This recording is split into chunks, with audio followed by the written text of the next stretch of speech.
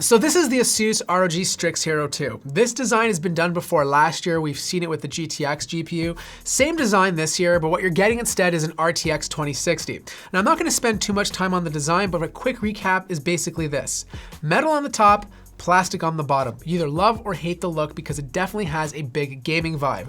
The ASUS logo definitely lights up. It is RGB and you can change it to any color you want. Now it's not super thin or super light like the ASUS Zephyrus, but it's still fairly thin enough that it's not gonna like weigh your bag down if you're taking this to school every day. I'm talking about like 5.3 pounds. In terms of ports on the left-hand side, you're getting a barrel connector to attach the 230 watt power supply, RJ45, mini display port, full-size HDMI, 2 USB ports, USB Type-C, which is not Thunderbolt 3, and of course your headphone and microphone jack.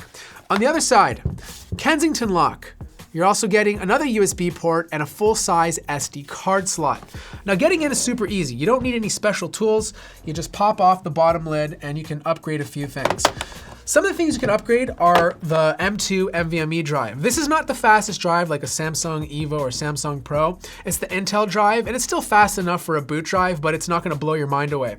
There is an empty 2.5-inch bay. If you want, you can put in a slower HD or put in a 2.5 SSD, depending on how fast you want it to be. Now, because of this, you are getting a smaller battery. So don't expect good battery life with this laptop, and I think that's expected with a lot of gaming laptops. I'm talking about like 3 hours of use before needing to charge.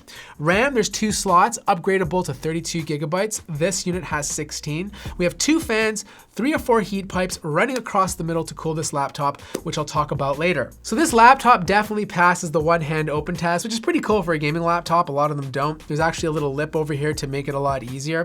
The display is 15 inches, it's 144 hertz, and of course it's very similar to a lot of gaming laptops that are currently out there. Like these displays are pretty much all the same in terms of performance. It's not G-Sync, but it is 3 milliseconds. So you're gonna get some great response times, you're gonna get some good performance. Webcam though, in the weirdest spot overall. Usually the webcam's above the display or directly in the middle on the bottom. This one is all the way at the bottom right-hand corner. It is in the most awkward position that a webcam can be placed in. So not the best, but hey, most gaming laptops have terrible webcams. On the bottom, we have both speakers. They're both 1 watt each, and they get quite loud. Not loud enough to really impress you, but loud enough that it's not gonna be drowned out by the fans when they're at max.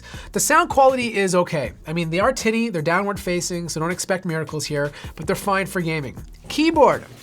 I don't mind it. It's not my favorite keyboard, but it's still a good enough gaming keyboard. The keys are quite comfortable, but the deck itself is a bit hollow, so you have a little bit of keyboard flex. They managed to like cram on a numpad, which made the arrow keys a bit squished. You do have 5 zones of RGB lighting, so 4 on the deck of the keyboard. The 5th one happens to be the back ROG logo. I kind of like the design. They have translucent Q, W, E, and R keys, giving it a nice gamer vibe, but overall it's a pretty good keyboard. Touchpad, it's not bad. It is using Windows Precision drivers, so it's fairly accurate. They do have the buttons on the bottom. Overall, I find it to be a better touchpad compared to the one on the Lenovo Y740. So enough chit chat, Matt. Let's talk about what really matters, and that's the performance. This is an RTX 2060. It also happens to be the first RTX 2060 I've gotten in the studio. And I have to say, out of all the RTX cards, this one provides the best bang for your buck. This is still using the i7-8750H, so don't expect any productivity enhancements, but overall, the RTX 2060 is definitely a nice jump from the GTX 1060.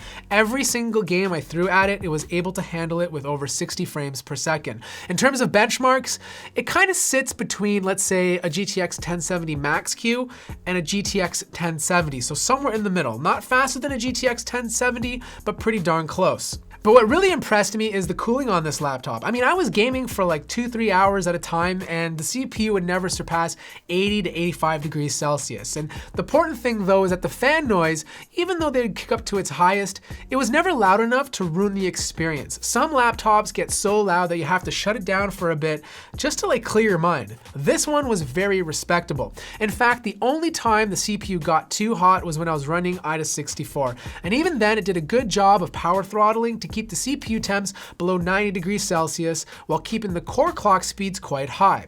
Look, at the end of the day, I think ASUS did a very good job with this laptop. It may not have all the bells and whistles of the Zephyrus line, but overall it's a solid package with great cooling. It's still made out of metal, at least most of it, and it still offers a somewhat premium look. For $1,700 bucks, it's not a bad buy.